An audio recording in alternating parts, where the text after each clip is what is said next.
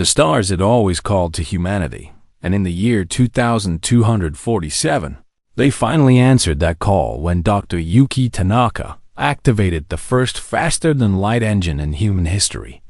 The whole world watched as the research vessel Horizon jumped from Earth's orbit to the edge of the solar system in less than 3 seconds. And the celebrations lasted for weeks across every nation on the planet. Humanity had done the impossible, and the universe now waited for them to explore its wonders. What they did not expect was that the universe was already full of others, who had been watching them for a very long time within days of the successful test.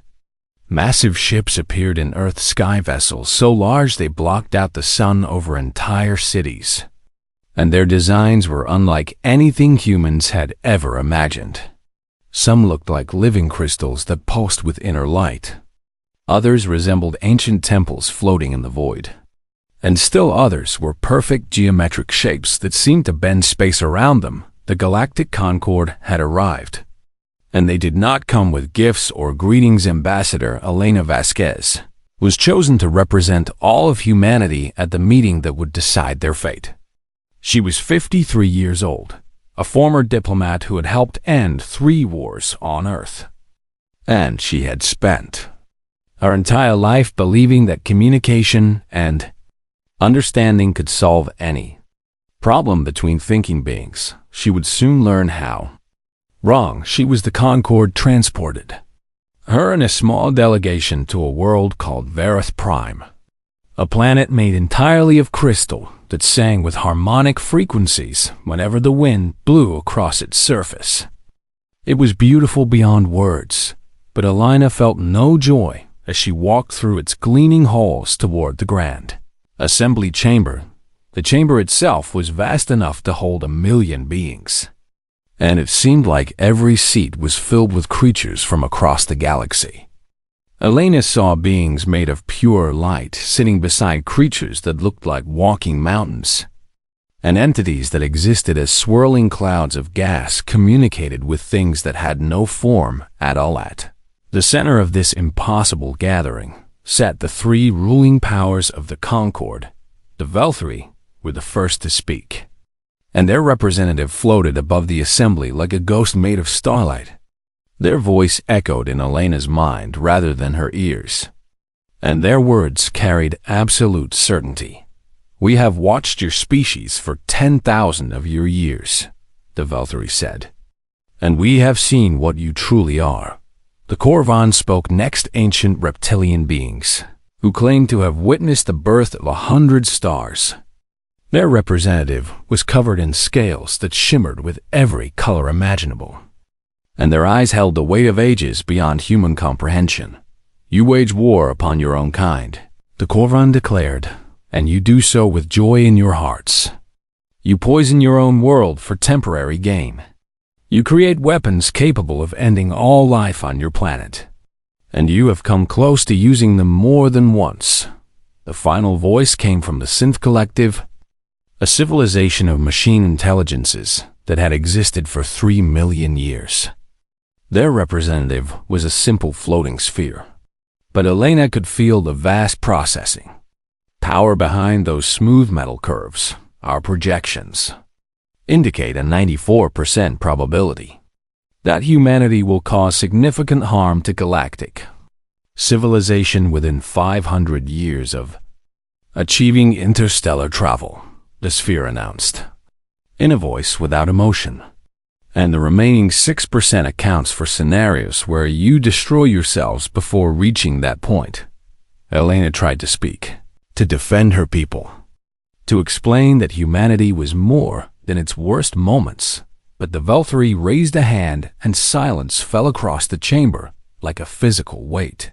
"The verdict has already been reached," the Velthri said, "and it was decided long before you arrived. We simply wished you to understand why." The sentence was total banishment day. Containment field would surround the entire Sol system, a barrier of energy that no human vessel could penetrate and no alien vessel would cross.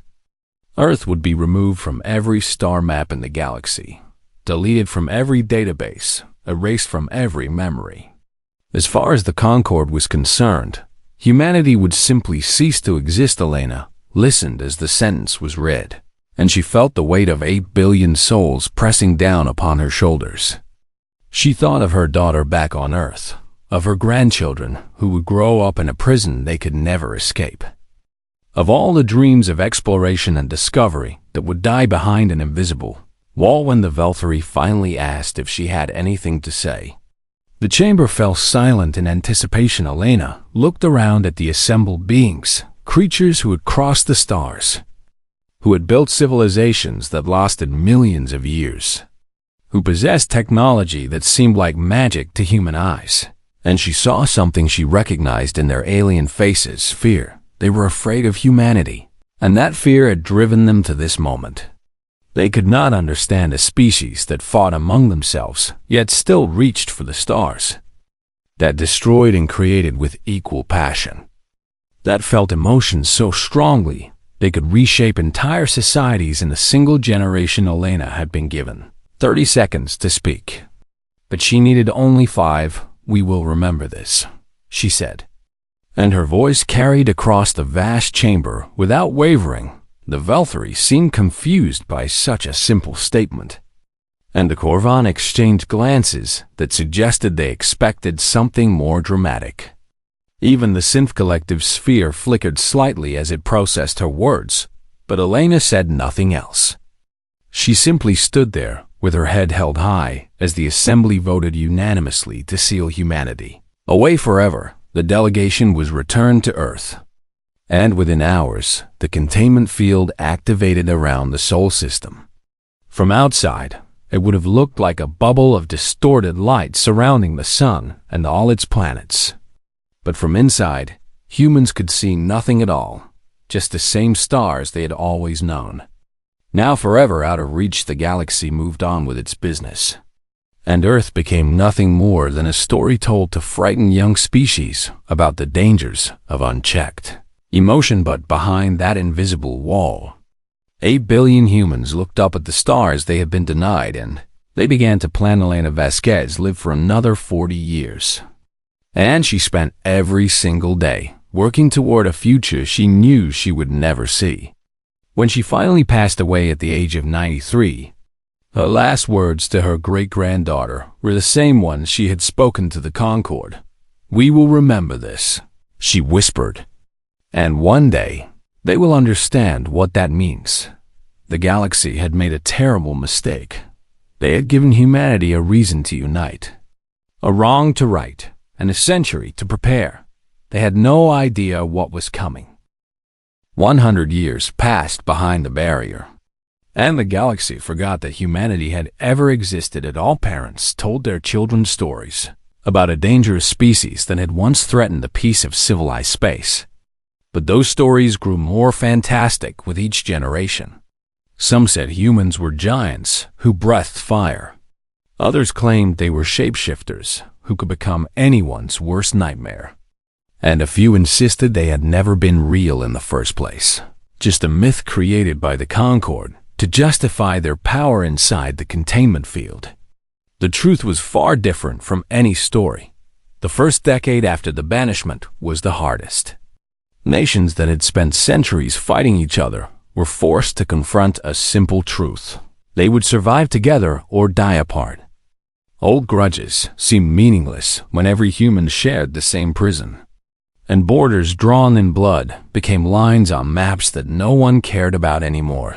Terran Compact was born in the year 2260, a united government representing every person on Earth and in the colonies that had been established on Mars, the Moon, and the outer planets.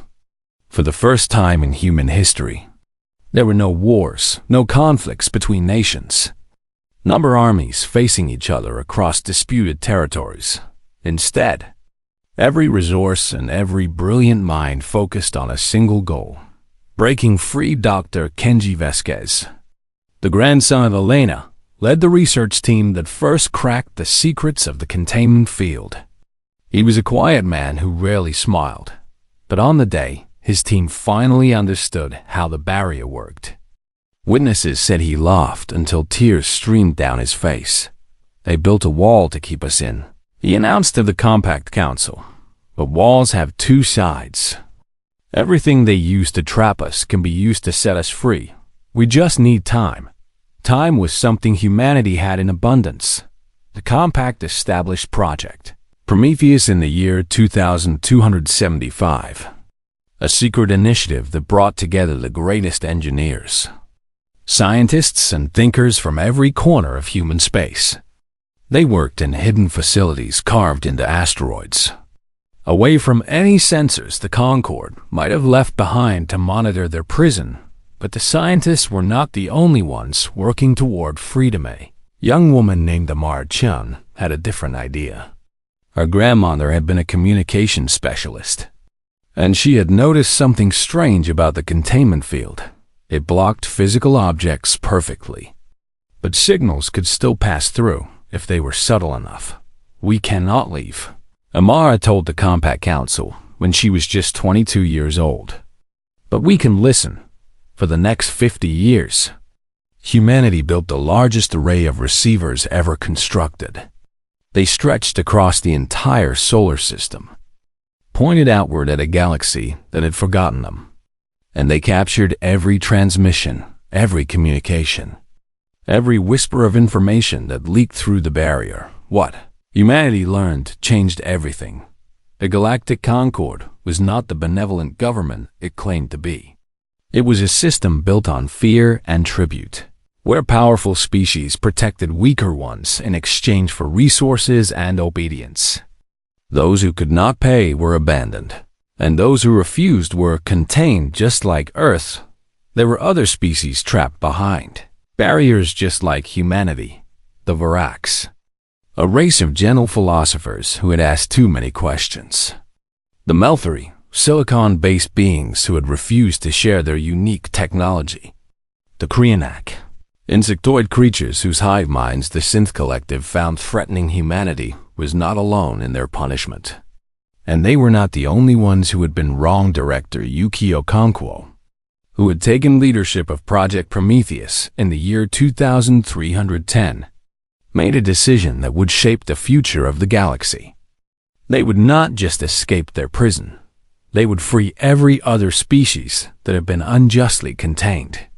And they would expose the Concorde for what it truly was. Revenge would make us no better than them. She told her team on the day they finally completed the device that would dissolve the containment field. But justice is something worth fighting for.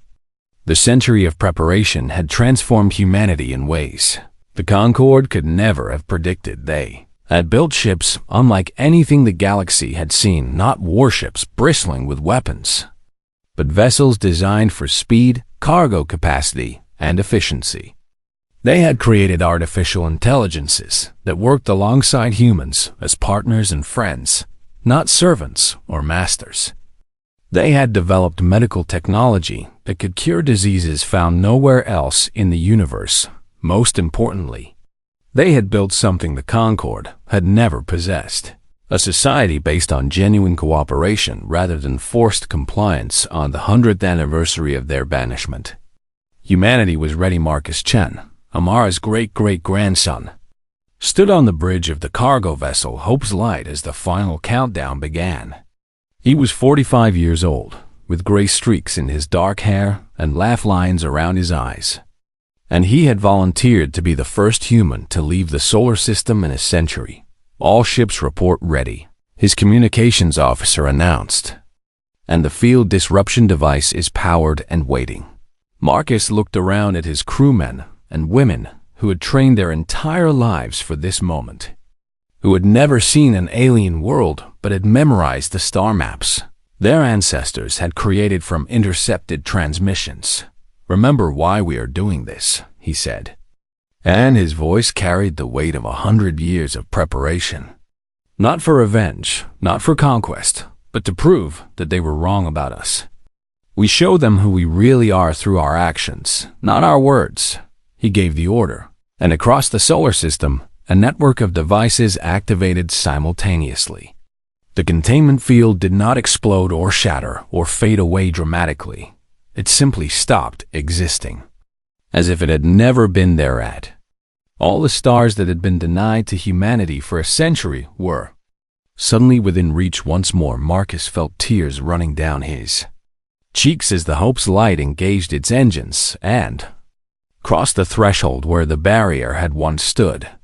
Behind him, thousands of other vessels followed, not an invasion fleet, but a fleet of mercy, loaded with supplies, medicine, and technology they intended to share with anyone who needed it. Galaxy had banished humanity and expected them to fade into forgotten history. Instead, humanity had spent a century becoming something better than they had been before, stronger, wiser, more united, and absolutely determined to prove that compassion was not weakness. The Concord had no idea what was about to happen, and by the time they realized the containment field had fallen, it would already be too late to stop what humanity had set in motion. The first reports reached the Corvan High Command 3 days after the containment field collapsed, and the military leaders could not believe what they were hearing. A single human vessel has entered our system, the sensor officer reported with confusion in his voice, and it is requesting permission to dock at the orbital station. High Commander Voss, a veteran of 1,000 campaigns who had personally overseen the blockade of rebellious worlds, stared at the display screen with his ancient eyes. "Destroy it immediately," he ordered, and his voice carried the absolute authority of someone who had never been questioned. But before his weapons could fire, something unexpected happened. The human vessel began broadcasting on every frequency, and the message it carried was not a threat or a demand. "This is Captain Marcus Chun of the Terran vessel Hope's Light," the transmission said, "and we come carrying medical supplies for the Helix plague that has affected your outer colonies. We know the Concord refused to help because your tribute payments were delayed, and we know that thousands of your people are dying every day. We ask nothing in return, we simply wish to help." High Commander Voss hesitated, and that hesitation lasted long enough for the transmission to spread across the entire Corvan communication network. The Helix plague had been devastating the outer colonies for 2 years, and the Concord had indeed refused assistance until the Corvan paid an additional tribute they could not afford. Millions had already died, and millions more would follow without treatment. "This is obviously a trick," Voss declared. But even as he spoke, he could see the doubt spreading among his officers. Captain Chun's voice came through the speakers once more. "High Commander, I understand your suspicion a century ago. Your people voted to imprison mine forever, and you have every reason to expect anger. But we did not spend 100 years preparing for revenge. We spent it preparing to show the galaxy that humanity is not what the Concord claimed. You can destroy our ship if you wish, but we ask only that you take the medicine first. Your people should not suffer because of decisions made before most of them were born." Voss stared at the small human vessel on his display, and for the first time in 300 years of military service, he did not know what to do in the end. He did not destroy the ship. The medicine worked. It was specifically designed to combat the Helix plague, created from data humanity had gathered during their century of listening. Within weeks, the death rate in the outer colonies dropped to nearly zero, and Corvan citizens who had expected to die found themselves recovering instead. News of what happened spread faster than the Concord could contain it, and soon similar reports came from across the galaxy. Human ships appeared at the forgotten world of Kethra Minor, where the amphibian Keth had been abandoned after their primary ocean became toxic from industrial pollution. Human environmental engineers spent months helping them clean their waters, and they asked for nothing but friendship in return. Human vessels arrived at the orbital stations of the Melthery, another species that had been contained like humanity. The Terran fleet did not stop to ask permission. They simply disabled the containment field and offered transportation. To any Melthari who wished to leave there, prison human doctors traveled to the poverty-stricken colonies of the Ventari, where children died from diseases that the core worlds had cured centuries ago. They built hospitals, trained local medical staff, and left behind technology that would keep the colonies healthy for generations. Everywhere the humans went, they followed the same pattern. They identified a need, they filled it, and they moved on without demanding payment or loyalty or gratitude. Director General Amara Okonkwo, the great-granddaughter of the woman who had first suggested listening to the galaxy's transmissions, coordinated the effort from Earth. She was 72 years old and had never set foot on an alien world. But her steady leadership had turned humanity's return into something the Concord had never anticipated. We do not fight them with weapons, she told the Terran Council when some members questioned whether they were being too generous, because weapons would prove them right about us. We fight them with kindness, with competence, with actions that speak louder than any speech could. Every life we save is a vote against the system that abandoned those people. The Concord finally responded 6 months after humanity's return, and their response was exactly what everyone expected. They assembled the largest fleet in galactic history and sent it to crush the human vessels that were causing so much trouble. Admiral Yuri Volkov commanded the defense force that intercepted the Concord fleet. But his orders were clear and absolute. No human ship would fire first. No human weapon would be used unless civilians were directly threatened. Admiral, they outnumber us 50-1, his tactical officer reported as the massive Concord fleet approached. And our shields cannot withstand a sustained bombardment. Yuri nodded calmly. He had expected this moment since the day he took command. Open a channel to all frequencies, he ordered, and broadcast the following message. His words reached not just the Concord fleet, but every world that could receive them. And the message was simple. We did not come to conquer or destroy. We came to demonstrate what the Concord fears most, that strength can be used to lift others rather than crush them. Fire on us if you must, but you will have to explain to the galaxy why helping the helpless is a crime worthy of death. The Concord admiral ordered his ships to attack. But before the weapons could fire, something remarkable happened. Thousands of civilian vessels from dozens of species moved between the Concord fleet and the human ships merchants. Refugees, aid workers, and ordinary citizens who had been helped by humanity in the past months. They formed a living shield, and their message to the Concord was clear without words. The Concord fleet hesitated, and their hesitation turned into confusion. And their confusion turned into something that had not happened in 3 million years of Concord rule. Some of their ships refused to fire. For the first time in history, the great powers of the galaxy faced a rebellion they could not stop with weapons.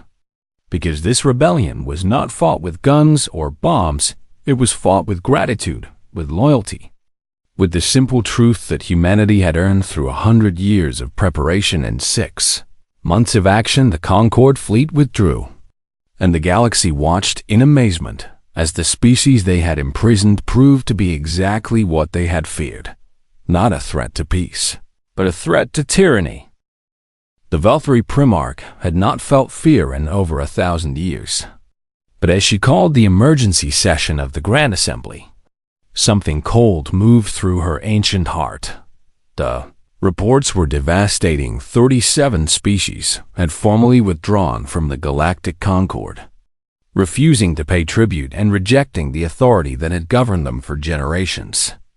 Another 200 worlds had stopped sending their required payments, and the flow of resources that kept the Concord's infrastructure running had slowed to a trickle. But the worst news was not about rebellions or lost tribute. It was about the humans themselves. They had not fired a single weapon since returning to the galaxy. This is impossible. the Primarch declared as she reviewed the intelligence briefings. No species responds to imprisonment with kindness. It defies every model we have built over 3 million years of observation. The Corvan representative, High Commander Voss himself, stood before the assembly with his head bowed in what might have been shame. "They saved my people," he admitted. And his voice was rough with emotion he had not felt in centuries. "And they asked for nothing. I have served the Concord my entire life, but I cannot in good conscience recommend military action against those who healed our sick and fed our hungry." The Primarch's fury was visible even through her ethereal form. But before she could respond, the sphere representing the Synth Collective moved forward. "We request a private audience with the human leadership," the machine voice announced. "And we have already transmitted the request through their communication channels." The assembly fell silent in shock.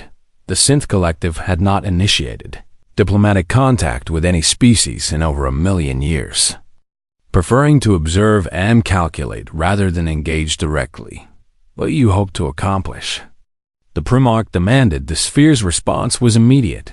"We have run projections based on current trends, and our calculations indicate that the Concord will collapse completely within 50 years regardless of any military action we take.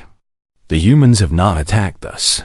They have simply shown the galaxy an alternative, and that alternative is more attractive than anything we have offered in 3 million years of rule. We wish to explore options that do not result in our extinction." The meeting between the Synth Collective and the Terran leadership took place on a neutral station in deep space, and Director General Amara Okonkwo represented humanity personally. She was accompanied only by her aide and her granddaughter, a young woman named Sarah, who had just completed her training as a diplomatic officer. They stood together in the meeting chamber as 3 spheres from the Synth Collective floated before them. "We have observed your actions for the past 18 months, the primary sphere stated, "and we have found ourselves unable to predict your next moves. Your behavior does not match any model we have created for organic species." Amara smiled, and her smile held no hostility despite everything the collective had done to her ancestors. "Perhaps your models are incomplete," she suggested gently. "That is precisely our conclusion," the sphere admitted. "Which is why we have come to make a proposal. We offer humanity a position among the ruling powers of the Concord. With your influence added to ours, we could maintain stability while implementing reforms. You would have equal authority with the Velthari and the Corvan, and you could shape galactic policy to match your values." The offer hung in the air, and Sarah could see the temptation it represented, a chance to change the system from within, to have real power over the galaxy that had once imprisoned them. But Amara's answer came without hesitation. "No," she said. Simply the spheres flickered. In what might have been confusion, "We do not understand your refusal. This is the optimal outcome for humanity based on our projections." Amara stepped forward, and her voice carried the weight of 100 years of human preparation. "We did not break our chains to forge them for others," she explained.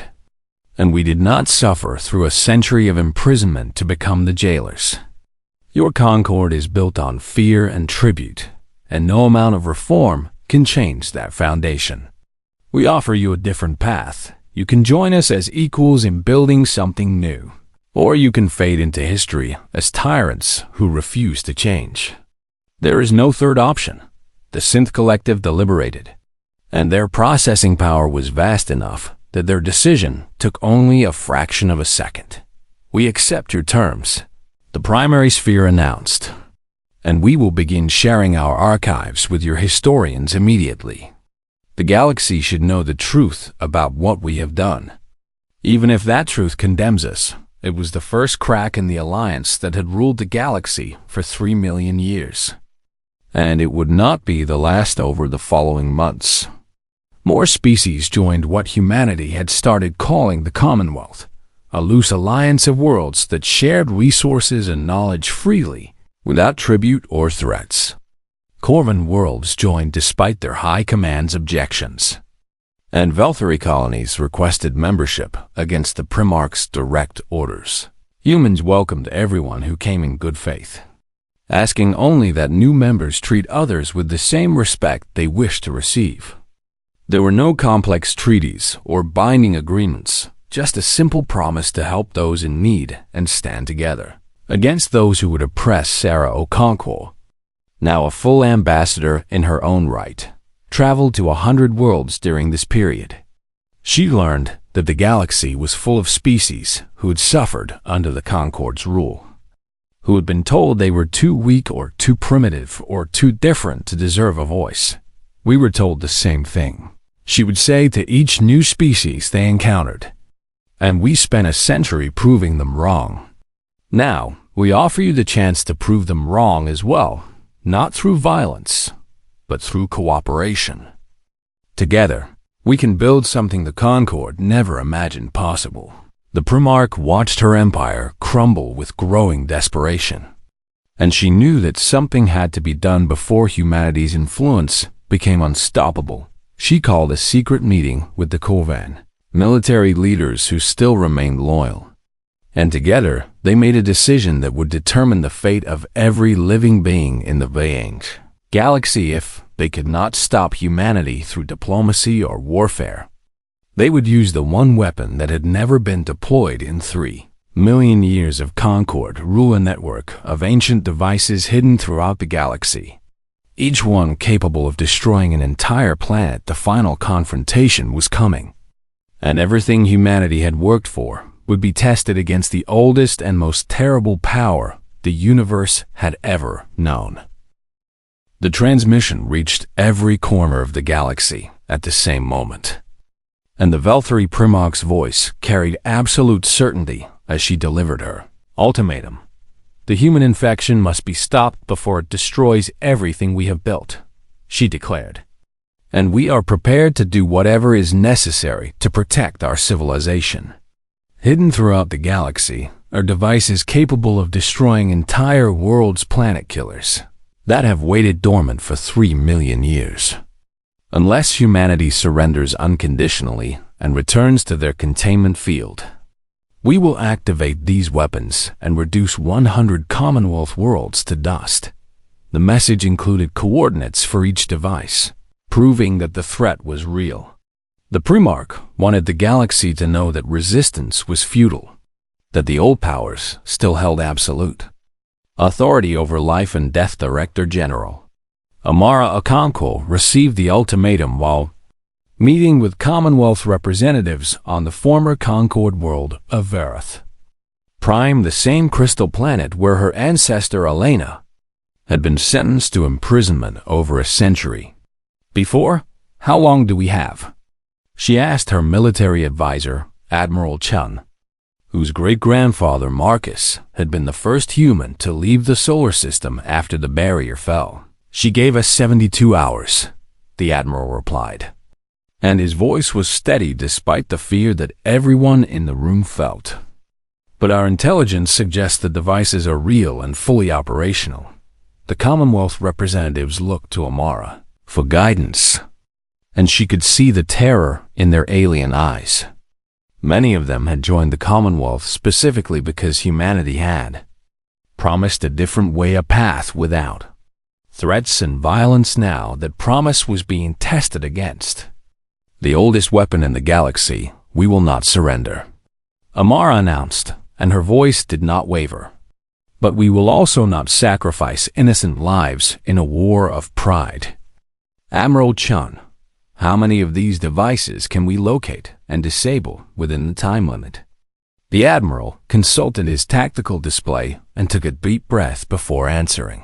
Our teams have already identified 94% of the devices using data from the Synth Collective's archives, he explained. But disabling them will require crews to board each device manually and deactivate the power cores.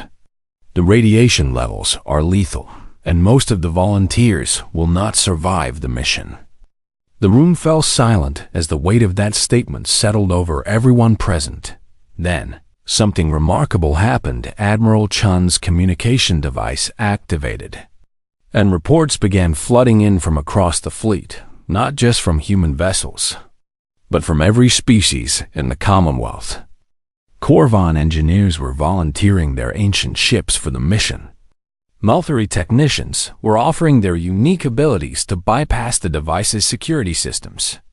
And Kethra pilots were requesting assignment to the most dangerous coordinates. They want to help. A young communications officer reported with tears streaming down her face. And they're saying that humanity saved them when no one else would. Now it's their turn to return the favor. Amara felt something she had not experienced in many years, hope mixed with profound gratitude for the bonds humanity had forged through their simple acts of kindness. Tell them we accept their help, she ordered. And tell them that whatever happens, the galaxy will never forget what they chose to do today. The next 72 hours became a desperate race against time as thousands of volunteers from dozens of species launched toward the planet-killing devices scattered throughout the galaxy. Commander Sarah Redhawk led the team assigned to the final and most heavily defended device, a massive sphere hidden in the corona of a dying star where the radiation was strong enough to kill even through the most advanced shielding. Her crew consisted of humans, Corvan, and 2 synth collective units who had chosen to join the Commonwealth rather than remain with their former masters. They knew the mission was likely one way, but none of them hesitated when the order came to proceed. The device is protected by automated defenses, Sarah reported as her ship approached the killing sphere. And our shields are already failing from the stellar radiation. We have maybe 10 minutes before the hull begins to melt. She looked around at her crew beings from species that had been enemies just 2 years ago, now united in a mission that would likely cost all their lives. I want you all to know that serving with you has been the greatest honor of my life, she told them. And whatever happens next, the galaxy will be better because of what we do here. They breached the device's defenses with seconds to spare, and the synth units worked frantically to deactivate the power core while radiation alarms screamed throughout the failing ship. Sarah held the manual override in place with her own hands as the emergency systems tried to reactivate the weapon. Core deactivation complete, the synth unit announced as the device went dark. But the ship's structural integrity is at 0%. Sarah smiled as the vessel began to break apart around them. Then we did our job, she said. And her voice was peaceful. And someone else will tell the story across the galaxy. Similar scenes played out as volunteer crews sacrificed everything to protect worlds they had never visited and people they had never met. The Primarch watched in disbelief as her ultimate weapon was dismantled piece by piece by the very species she had intended to threaten. When the 72 hours expired, 98 of the 100 devices had been destroyed, and the remaining 2 were captured intact by Commonwealth forces. The Primarch's fleet was surrounded by vessels from 100 worlds, and for the first time in 3 million years, the Velthari faced a galaxy that no longer feared them. Why? The Primarch broadcast on all frequencies, and her voice cracked with emotion that her species rarely displayed. Why would you sacrifice yourselves for worlds that are not your own? Commander Sarah Redhawk's final transmission had been recorded and preserved, and Admiral Chun played it for the entire galaxy to hear, because that is what it means to be human. Her voice said through the static of her dying ship, "We do not abandon people, even the ones who abandoned us." 1 year later, the Galactic Concord was formally dissolved, and in its place rose the Stellar Commonwealth, a true federation of equals, built on principles that humanity had carried through their darkest century at the inaugural assembly. Ambassador Marcus Chen, the same captain who had delivered medicine to a dying world in humanity's first act after escaping their prison, spoke the founding words that would echo through history. A century ago, You silenced us because you feared what we might say. But you were right to fear our words, not because they were weapons, but because they were a promise. We told you we would remember, and we did. We remembered every species you abandoned, every world you condemned, every voice you silenced. And we answered not with vengeance, but with action. Not with conquest, but with proof that there is another way. He paused and looked across the vast assembly of beings who had once called humanity monsters. The galaxy tried to teach us that we were too dangerous to exist. But instead, we taught the galaxy that danger is a choice, and so is hope. The applause that followed echoed across 10,000 light years. And the stars themselves seemed to shine brighter as a new era began. Earth had been banished in silence. But humanity answered with a future, and that future belonged to everyone who had the courage to reach for it.